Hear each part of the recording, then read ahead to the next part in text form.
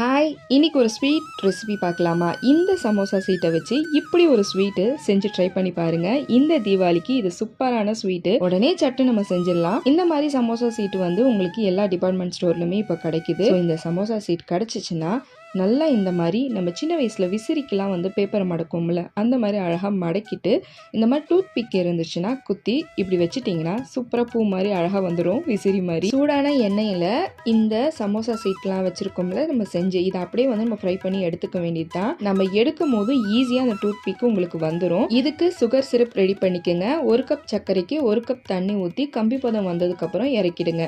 இதுக்கப்புறம் பார்த்தீங்கன்னா நம்ம செஞ்சு ஃப்ரை பண்ணி எடுத்து வச்சுருக்கோம்ல, அதை இந்த சுகர் சிரப்பில் போட்டு ஒரு 2 நிமிஷத்துல எடுத்துருங்க. ரொம்ப நேரம் சுகர் சிரப்பில் இருக்கணும்னு அவசியம் இல்லை.